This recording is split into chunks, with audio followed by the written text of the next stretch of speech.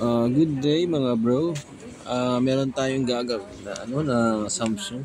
Bali itong video na to sinend sa akin ng may-ari na ito daw yung sira ng TV niya. So sabi ko, tatry ko munang i-repair kung magagawa pa ba o hindi. So ito guys, samahan niyo ako. Try nating i-repair.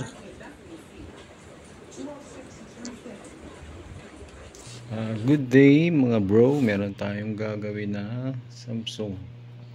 Bali ito yung model number. Dita. Ito 50 inches na Samsung. Ano yung problema niya? Hindi ko pa natetesting to eh. Ayun, tumunog. Ay, may mga guhit.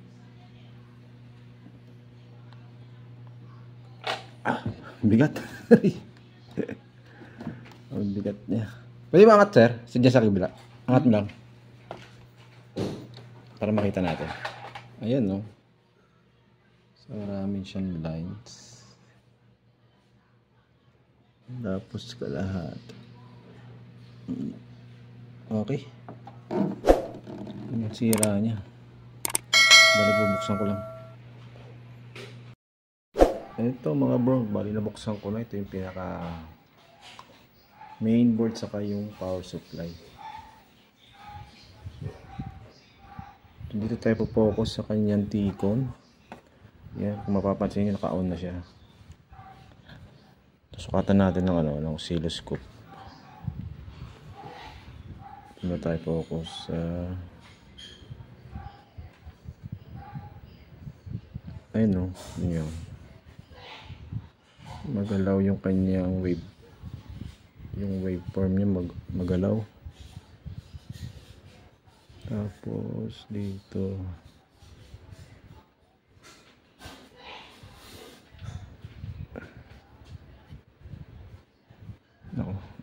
mainit masyado to.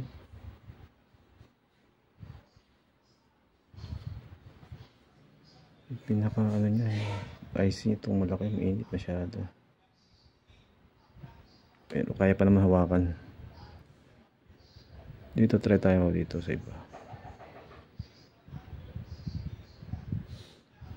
Ayan magalaw pa rin. So, hindi stable yung kanyang waveform Try muna natin mag-block. Ito balik tayo. Bali ito nag-blocking na ako dito Ayan. So check natin yung kanyang mga clocking. Dito tayo mag-start sa umpisa rito. Maganda guys, meron kayong oscilloscope. Ayun tumino na guys Hindi na siya yung patalon-talon. Ayun halos lahat perfect na. Tingnan natin yung display para makita natin kung ano yung makikita natin dun sa screen. Tanggalin ko lang itong mga ilaw kasi madilim dito guys ito ilaw. Tester tanggal.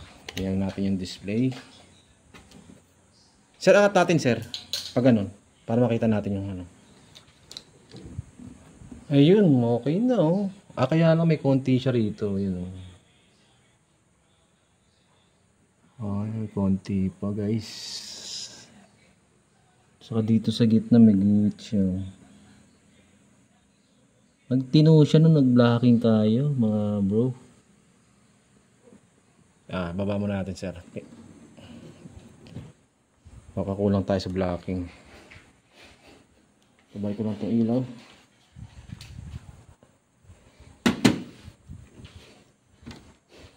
Tingnan nga natin kung ilang nag-blocking natin tayo.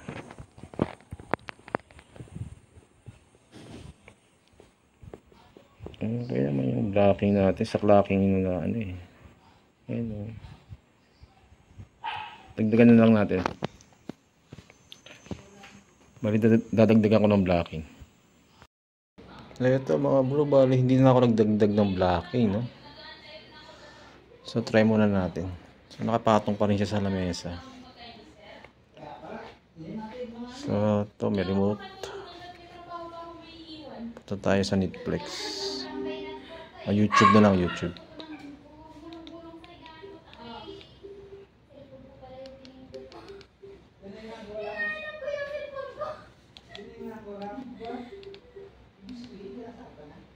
Ito.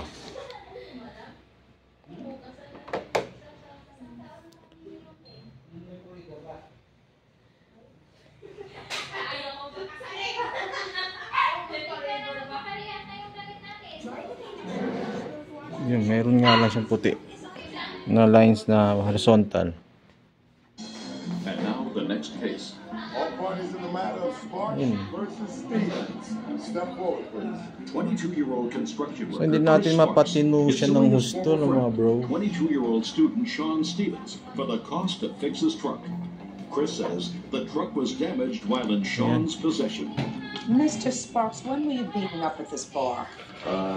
In late, Give me early, the date, sir, not the late. Give me the date. it was about December 20th.